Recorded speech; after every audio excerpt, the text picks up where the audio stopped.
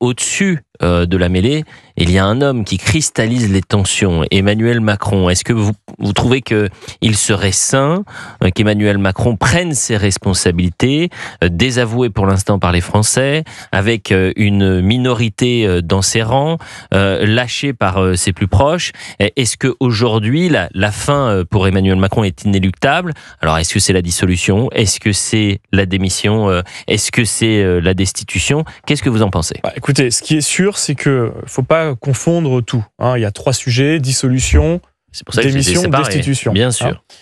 Destitution, moi, je n'y crois absolument pas. Déjà, techniquement, ce n'est pas possible. Il n'y a aujourd'hui personne à l'Assemblée nationale et au Sénat qui est capable de donner une majorité pour cela. Donc, c'est simplement de l'esbrouf politique visant à créer du chaos, et en particulier lancé par les Insoumis, parce que ce que les Insoumis veulent, c'est du chaos. D'autant plus que... Oui, mais là, on entendait Nicolas Dupond-Aignan, c'est pas quelqu'un qui est... Nicolas Dupond-Aignan, c'est 0 député, 0 sénateur. Donc, non, mais j'entends, c'est un candidat à la présidentielle, il était député. Mais s'il doit voter aujourd'hui une question si de la je ne m'abuse, je me demande s'il n'a pas fait le même score que votre candidate à la présidentielle. Donc, il ne faut pas non plus insulter non, mais je n'insulte pas. Les électeurs de Nicolas Dupond-Aignan. C'est quelqu'un qui Je n'insulte pas, je dis juste que la destitution est une question de mathématiques parlementaires. Et que la mathématique parlementaire, c'est l'addition de parlementaires, de députés d'un côté, de sénateurs de l'autre, et qu'aujourd'hui, vous pouvez faire tous les calculs que vous voulez, il n'y a même pas une majorité pour passer l'étape qui n'a pas été évoquée, qui est l'étape du bureau des assemblées, donc c'est-à-dire de rentrer dans le débat d'une potentielle destitution à l'ordre du jour. Donc ce sujet n'existe pas. Après, la question qui est l'autre question... Mais pourquoi est-ce qu'il n'existe pas? C'est assez amusant. Vous dites, de toute façon, ça n'existe pas. Mais parce que c'est le respect des institutions.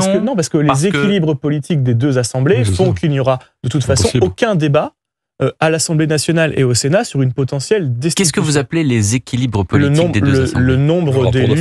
Le nombre d'élus dans les assemblées aujourd'hui constituées à l'Assemblée et au Sénat. Est-ce que vous diriez que l'équilibre politique est plus important que la volonté des Français? Est-ce que vous entendez, Monsieur Dumont? J'entends, mais est-ce que vous entendez? Ce n'est pas un jugement de valeur. Non, mais est-ce que vous entendez que 90% des Français jugent les responsables politiques inefficaces? Je l'entends très bien. Je l'entends d'autant plus que je suis un élu de terrain, je suis élu dans ma commune.